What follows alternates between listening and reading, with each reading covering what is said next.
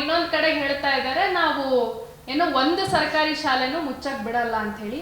ಸ್ನೇಹಿತರೆ, ಇದು 23ನೇ ತಾರೀಕು ಅಕ್ಟೋಬರ್ ಹೊರಡಿಸಿರುವಂತ ಆರ್ಡರ್ ಇದು ಏನು ಅಂದ್ರೆ ಚನ್ನಪಟ್ಟಣದಲ್ಲಿ ಹೊಂಗನೂರು ಏನು KPS ಶಾಲೆ ಇದೆ, ಆ ಒಂದು KPS ಶಾಲೆಗೆ 7 ಸರ್ಕಾರಿ ಶಾಲೆಗಳನ್ನ ಮರ್ಜ್ ಮಾಡ್ತೀವಿ ಅಂತ ಹೇಳಿ ಇದರಲ್ಲಿ ಲಿಖಿತ ರೂಪದಲ್ಲೇ ಇರೋದಿದು.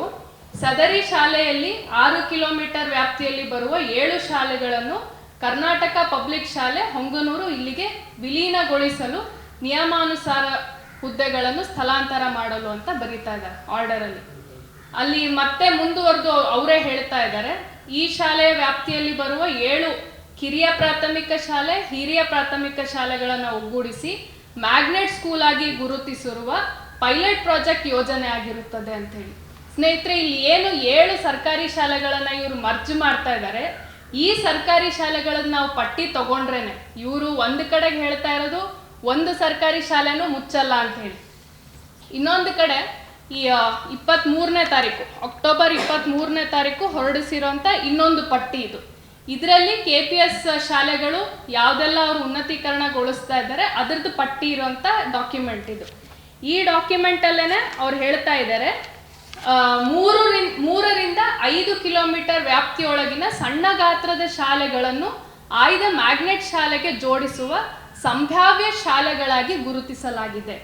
ಅಂದ್ರೆ ಯಾವ್ಯಾವ ಶಾಲೆಗಳನ್ನ ಅವರು ಮ್ಯಾಗ್ನೆಟ್ ಮಾಡ್ತಾ ಇದ್ದಾರೆ ಅಂದ್ರೆ KPS ಶಾಲೆ ಮಾಡ್ತಾ ಇದ್ದಾರೆ, ಜೊತೆಗೆ ಇನ್ಯಾವ್ಯಾವ ಶಾಲೆಗಳನ್ನ ಈ ಮ್ಯಾಗ್ನೆಟ್ ಶಾಲೆಗಳ ಜೊತೆಗೆ ವಿಲೀನಗೊಳಿಸ್ತಾ ಇದ್ದಾರೆ, ಇದರದ್ದು ಕೂಡ ಪಟ್ಟಿ ತಯಾರಾಗಿದೆ ಅಂತ ಹೇಳಿ ಈ ಆರ್ಡರ್ ಅಲ್ಲಿ ಲಿಖಿತ ರೂಪದಲ್ಲಿ ಇದೆ ಸ್ನೇಹಿತರೆ, ಇಲ್ಲಿ ನಮಗೆ ಬರ್ತಿರೋ ಪ್ರಶ್ನೆ, ಸರ್ಕಾರ ಒಂದು ಹೇಳೋದು ಒಂದು ಹೇಳ್ತಾ ಇದೆ, ಆದ್ರೆ ಲಿಖಿತ ರೂಪದಲ್ಲಿ ಅವ್ರು ಏನ್ ಪ್ರೊಸೀಜರ್ ಮಾಡಬೇಕು ಅದನ್ನ ಪ್ರೊಸೀಡ್ ಮಾಡ್ತಾ ಇದೆ.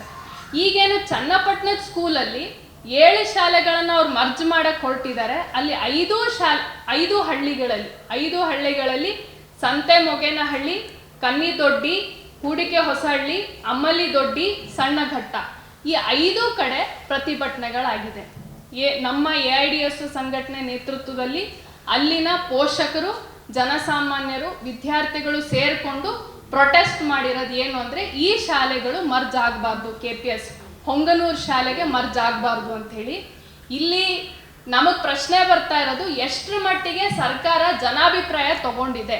ಒಂದು ಪ್ರಜಾತಾಂತ್ರಿಕ ಸರ್ಕಾರ ಅಂತಂದ್ರೆ ಯಾವ ಸ್ಕೂಲನ್ನ ನೀವು ಮರ್ಜ್ ಮಾಡಕ್ ಹೊರಟಿದ್ದೀರಾ ಆ ಶಾಲೆ ಮಕ್ಕಳ ಪೋಷಕರನ್ನ ನೀವು ಕಾನ್ಫಿಡೆನ್ಸಿಗೆ ತಗೊಂಡಿದ್ದೀರಾ, ಅಟ್ಲೀಸ್ಟ್ ಅವ್ರಿಗೆ ಕೇಳಿದೀರಾ ನಿಮ್ಮ ಈ ಶಾಲೆನ ಮರ್ಜ್ ಮಾಡಿ ನಾವು ಅಡ್ಮಿಷನ್ ಶಿಫ್ಟ್ ಮಾಡ್ತೀವಿ ನಿಮಗೆ ಓಕೆನಾ ಅಂತ ಕೇಳಿದೀರಾ?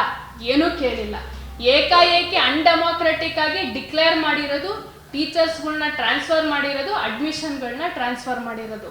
5 ಕಡೆ ಪ್ರೊಟೆಸ್ಟ್ಗಳಾಗಿದೆ ಸ್ನೇಹಿತರೆ. ಅಲ್ಲೆಲ್ಲ ಜನ ಹೇಳ್ತಾ ಇರೋದು ನಮ್ಮೂರ ಶಾಲೆ ಮುಚ್ಚಕ್ ನಾವು ಬಿಡಲ್ಲ, ನಮ್ಮೂರ ಶಾಲೆ ಮುಚ್ಚಬಾರ್ದು ಅಂತ ಹೇಳಿ.